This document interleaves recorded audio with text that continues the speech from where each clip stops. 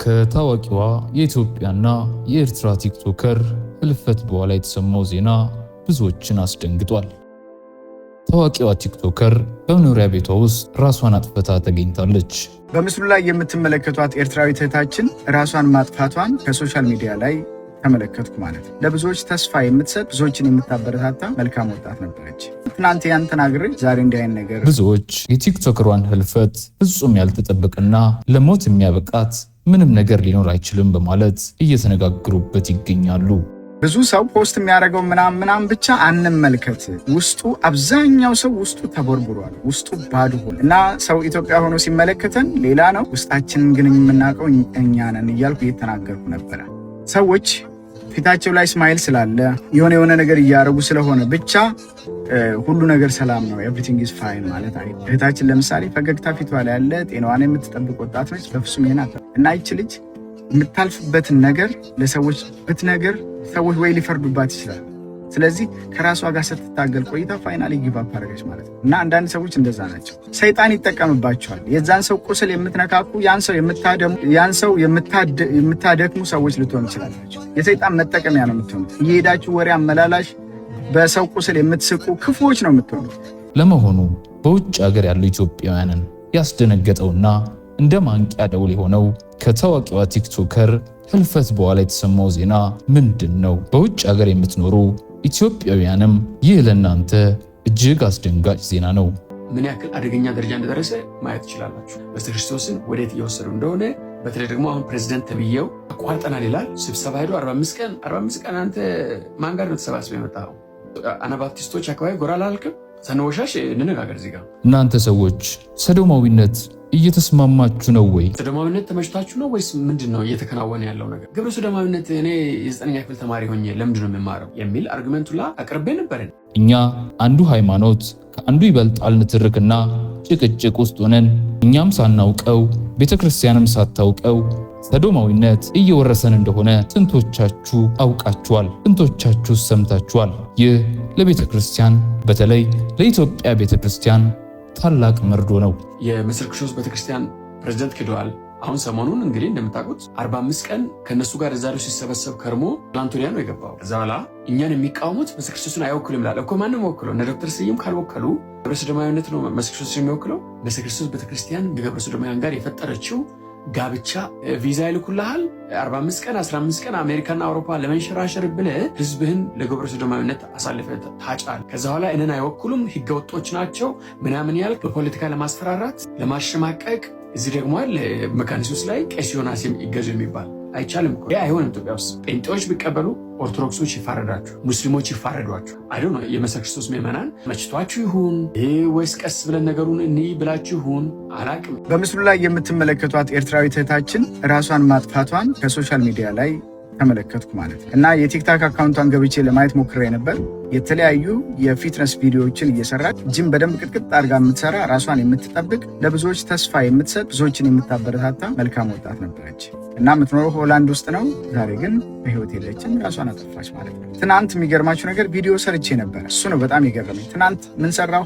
ሰው ከሀገር ተሰዶ ከኤርትራ ሊሆን ይችላል ከኢትዮጵያ ከሌላም ሀገር ተሰዶ ወደ ውጭ ሀገር መተን እዚህም ለካ አልሞሉ። ብዙ ሰው ፖስት የሚያደርገው ምናምን ብቻ አንመልከት፣ ውስጡ አብዛኛው ሰው ውስጡ ተቦርቡሯል፣ ውስጡ ባዶ ሆነ። የተለያዩ የህይወት ውጣ ውረዶች በተለያዩ ፈተናዎች ውስጡ የዛለ ሰው ይበዛል እና ሰው ኢትዮጵያ ሆኖ ሲመለከተን ሌላ ነው፣ ውስጣችንን ግን የምናውቀው እኛ ነን እያልኩ እየተናገርኩ ነበረ። አይዞን እያልኩ ቪዲዮ ሰራ ነበርና ትናንት ያን ተናግሬ ዛሬ እንዲህ አይነት ነገር ስሰማ በጣም እሷ አሁን ቲክታክ ላይ ፌመስ ስለሆነች ታዋቂ ስለሆነች ነው እንጂ ይሄ ነገር የወጣው ብዙ በየቤቱ ብዙ ጉድ አለ፣ ብዙ ነገር አለ ያልተነገረ ብዙ ነገር። ሰው ከስደት ሀገር ላይ እየኖረ በብዙ ፈተና በብዙ ውጣ ውረድ እያለፈ ነው ያለው። እየደወል አይዞሽ how was your day how was your night እንባባል፣ how was your weekend በቃ እንጠያየቅ፣ የት ነው ያለው ፈልጌህ ነበረ ሻይ ቡና እንበል ምናምን እንባባል። ላይፍ ኢዝ ሾርት፣ ህይወት አጭር ነው። ዝም ብለን ዘና ብለን የራሳችንን ነገር ብቻ እያደረግን ስግብግብ ሆነን አንለፍ። ደውሎ መጠየቅ ሌላ ነገር አናርግ። ደውሎ እኔ አሁን አገር ቤት ደውላለሁ፣ ጓደኞቼ ጋር የሆኑ ሰዎች ጋር የተጠፋፋን ሰዎች ጋር ደውላለሁ፣ ስልኬን አነሳለሁ። በቃ አውርቻቸው ምናምን ጊዜ ካለህ እንገናኝ ምናምን እላለሁ። ምንም ነገር ባታረጉ እንኳን ተስፋ ይሰጣል። የሆነ ሰው ተስፋ ትሆናላችሁ። ገባችሁ? ስለዚህ ሰዎች ፊታቸው ላይ ስማይል ስላለ የሆነ ነገር እያደረጉ ስለሆነ ብቻ ሁሉ ነገር ሰላም ነው ኤቭሪቲንግ ኢዝ ፋይን ማለት አይደለም። እህታችን ለምሳሌ ፈገግታ ፊቷ ላይ ያለ ጤናዋን የምትጠብቅ ወጣት ነች። በፍጹም ይሄን አታ ምንድነው የሚለው ሙዚቃው ኢቭን ፈሽታ አመለይ ነው የሚለው ምን ማለት ነው? ፈገግታ ልማዴ ነው፣ ፈገግታ ከፊቴ አይጠፋም፣ ልማዴ ነው ፈገግታ ነው የሚለው እና ይች ልጅ የምታልፍበትን ነገር ለሰዎች ብትነግር ሰዎች ወይ ሊፈርዱባት ይችላል። ስለዚህ ከራሷ ጋር ስትታገል ቆይታ ፋይናሊ ጊቭ አፕ አደረገች ማለት ነው። እና አንዳንድ ሰዎች እንደዛ ናቸው። ከራሳቸው ጋር ፋይት ያደርጋሉ እንጂ አውጥተው ለእናንተ አይነት ፈገግታቸው ብቻ ነው ለእናንተ የሚሰጡ። ለምን? ብዙ ጊዜ ስለማትረዷቸው፣ ስለምትፈርዱባቸው። ስለዚህ እኔ የምጸልይላችሁ ወይም እንድትጸልዩ የምነግራችሁ እግዚአብሔር የልባችሁን አይን እንዲያበራ ነው። አጠገባችሁ ያለውን ሰው የሚያልፍበትን ሁኔታ የምትረዱበትን አይን እግዚአብሔር ይግለጥላችሁ ብዬ ነው የምጸልይላችሁ ወይም እንድትጸልዩ ማበረታታችሁ። ምክንያቱም አጠገባችሁ ያለው ሰው በምን አይነት ሰርከምስታንስ ውስጥ እንዳለ፣ በምን አይነት ህይወት ውስጥ፣ በምን አይነት ፈተና ውስጥ እያለፈ እንደሆነ ውስጡን ካልተረዳችሁ ሰይጣን ይጠቀምባችኋል። የዛን ሰው ቁስል የምትነካኩ፣ ያን ሰው የምታደክሙ ሰዎች ልትሆኑ ይችላላችሁ። የሰይጣን መጠቀሚያ ነው የምትሆኑት። እየሄዳችሁ ወሬ አመላላሽ፣ በሰው ቁስል የምትስቁ ክፉዎች ነው የምትሆኑት። ግን የልባችሁ አይን ሲበራ በዚህ ሁኔታ እኮ እያለፈ ስለሆነ ነው፣ እንዲህ ስለሆነ ነው፣ እንዲህ ስለሆነች ነው እያላችሁ የምትረዱ ስትሆኑ ግን እግዚአብሔር ይከብርባችኋል። በሰዎች ዘንድ ትከበራላችሁ። ባችሁ ሞገሳችሁ ይጨምራል እና እግዚአብሔር ደግሞ ሪዋርድ አለው፣ ሪዋርድ ይከፍላቸው። በዚህ እንገለጥ፣ እንደዋወል፣ እንጠያየቅ፣ እጅ ለእጅ እንያያዝ። አይዞሽ። ሰዶማዊነት ተመችቷችሁ ነው ወይስ ምንድን ነው እየተከናወነ ያለው ነገር? መሪያችሁ እንደሆነ ፎር ሳም ሪዝን ሰዶማውያን ጋር ይሞታል ያለ ዶክተር ስዩም አንቲዮኖስን እንጤ ሆኖ የማያውቅ ሰው አለ ብዬ አላስብም። እኛ ግን ሃይስኩል ያለን ልጅ ያለን ኢትዮጵያ ቤተክርስቲያን ውስጥ እየዞረ ስለ ውርጃ አስከፍነት፣ ስለ ቅድመ ጋብቻ፣ ግብረ ሰዶማዊነት ኢትዮጵያ ውስጥ እየመጣ እንደሆነ ሲያስተምር ኢትዮጵያ ውስጥ ይሄ ነገር ሬሌቫንት አይደለም። ግብረ ሰዶማዊነት እኔ የ9ኛ ክፍል ተማሪ ሆኜ ለምንድን ነው የምማረው የሚል አርጊመንቱላ አቅርቤ ነበርን። እሱ ግን አስቀድሞ ኢህአዴግ መንግስት ዝግጅቱ የተከናወነ እንደሆነ አስረድቶ ወጣቱ በዚህ በኩል አዌርነስ እንዲኖረው የቤተክርስቲያን መሪዎች ለዚህ ጉዳይ ተዘጋጅተው ጦርነቱን እንዲቀላቀሉ የሚል ጥሪ ሲያቀርብ ነበር የከረሙ። በጣም ደግሞ የሚያሳዝነው እርሳቸው አባል በሆኑበት መሰረተ ክርስቶስ አመራሮች ግብረ ሰዶማውያን ጋር ሞት ወይ ሽረት እያሉ የኔ ጥያቄ በክርስቲያንን ካልን በተለይ ደግሞ ኢትዮጵያውያንን ካልን ይህን ያክል አከራካሪ ሊሆን ይገባ ነበር ወይ? መሰረተ ክርስቶስ ቤተክርስቲያን ቢሾፍቱ በሚገኘው ኮሌጇ በኩል ግብረ ሰዶማውያን ጋር ጥብቅ የሆነ ህብረት እያደረገች ነው። በውሸት ከእነሱ ጋር ያለን ግንኙነት አቋርጠናል ትላለች። መሬት ላይ ያለው ግን የመሰረተ ክርስቶስ ቤተክርስቲያን በዶክተር ሄኖክ በኩል ማስተር ኦፍ ቲዮሎጂ እንደ አናባፕቲዝም ምናምን የሚል የግራጁዌት ፕሮግራም ፒውር ግብረ ሰዶማዊነትን ክርስቲያኒቲ ውስጥ ኢንተግሬት ለማድረግ የቀረጹትን ካሪኩለም ኦንላይንን ገጽ ለገጽም እዛው ፊት ለፊት ላይም እያስተማረች እንደሆነ ነው የተነገረ። የመሰረተ ክርስቶስ ቤተክርስቲያን ፕሬዝደንት ክደዋል።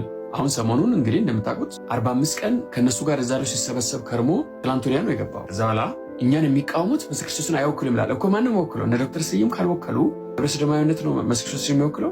በዚህ ርዕስ ጉዳይ ዮሲያስ ኢዩኤል ፌስቡክ ላይ ኢንቨስቲጌቲቭ የሆነ ጽሁፍ ነው የጻፈውና ገብታችሁ ይሄን ገጽ ዮሲያስ ገብታችሁ መሰረተ ክርስቶስ ቤተክርስቲያን ከግብረ ሰዶማውያን ጋር የፈጠረችው ጋብቻ ምን ያክል አደገኛ ደረጃ እንደደረሰ ማየት ትችላላችሁ። እያንዳንዱ ሊንክ አታች አርጓል። ያንን ሊንክ የገባችሁ የከፈታችሁ መሰረተ ክርስቶስን ወዴት እየወሰዱ እንደሆነ በተለይ ደግሞ አሁን ፕሬዚደንት ተብዬው አቋርጠናል ይላል። ስብሰባ ሄዶ 45 ቀን አንተ ማን ጋር ነው ተሰባስበው የመጣው? አናባፕቲስቶች አካባቢ ጎራ ላልክም ሰነወሻሽ እንነጋገር። እዚህ ጋር ከሄድክ እነሱ ጋር ነው የምትሄደው። ሌላ ማን ጋር ነው የምትሄደው? የተወሰነ ዶላር ይሰጣል። ከዛ በኋላ ቪዛ ይልኩልሃል። 45 ቀን 15 ቀን አሜሪካና አውሮፓ ለመንሸራሸር ብለህ ህዝብህን ለግብረ ሰዶማዊነት አሳልፈህ ታጫል። ከዛ በኋላ እኔን አይወክሉም ህገወጦች ናቸው ምናምን ያልክ በፖለቲካ ለማስፈራራት ለማሸማቀቅ ዶክተር ስዩም ያንተን ማስፈራራትና ያንተን ፖለቲካ መግለጫ ፈርቶ ቤት ገብቶ ግብረ ሰዶማውያን በመሰረተ ክርስቶስ ላይ ሃሌሉያ እያሉ ሲያመልኩ ስዩም ገብቶ ዝም ብሎ ያያል ማለት ነው። አንተ አሜሪካ ልትንሸራሸር ህዝቡ ሰዶማዊ ሆኖ ወደ ሲኦል ይግባ። እዚህ ደግሞ መካነ ኢየሱስ ላይ ቄስ ዮናስ ይገዙ የሚባል እናንተ ለምታገኙት ዶላር፣ እናንተ ለምታገኙት መኪና፣ እናንተ ለምታገኙት አውሮፓና አሜሪካ ለመንሸራሸር ብላችሁ መካነ ኢየሱስና መሰረተ ክርስቶስን ይዛችሁ እንጦሮጦስ ለመግባት አይቻልም እኮ። ይህ አይሆንም። ኢትዮጵያ ውስጥ ጴንጤዎች ቢቀበሉ ኦርቶዶክሶች ይፋረዳችሁ፣ ሙስሊሞች ይፋረዷችሁ። አይዶ ነው የመሰረተ ክርስቶስ ምዕመናን መችቷችሁ ይሁን ወይስ ቀስ ብለን ነገሩን እንይ ብላችሁ ይሁን አላቅም። ይሄ ሁሉ ኤቪደንስ እየቀረበ አንድ ተራ ፕሬዚደንት የግብረ ሰዶማውያን እየሞገተ ሲከራከር የቤተክርስቲያናችሁ መሪ አድርጋችሁ ይዛችሁ እየቀጠላችሁ ያላችሁት ሰላም ነው ወይ? እምነታችሁን እንጦሮጦስ ጣሉት። ግን በኃይላችሁ ይፈቅዳሉ። ይህን ሰልፍ አስፋልት ላይ መውጣት አልነበረባችሁ? ኦኬ ወይ እኛ ኦርጋናይዝ እናደርግ ሰልፉን፣ ከዛ በኋላ እኛን ተቀላቀሉ። መስለ ክርስቶስ ምእመናን በእናንተንም እናፍረው። እኛ የመካነ ኢየሱስን ፕሬዚደንት እረዳለሁ፣ የመስለ ክርስቶስን ፕሬዚደንት እረዳለሁ። ቪዛ አለው፣ ዶላር የተወሰነ ይገባለታል። ልጆችን ለማስተማር መኪና ለመግዛት ህይወቱን ለማሻሻል ይጠቀማል። እናንተ ምንድነው የምትጠቀሙት? ምንም ካልተጠቀምክ ምን ይቀርብሃል? አንተን ሲኦል ይዞ የገባ እኮ ነው። ምንድነው የምትሰራው?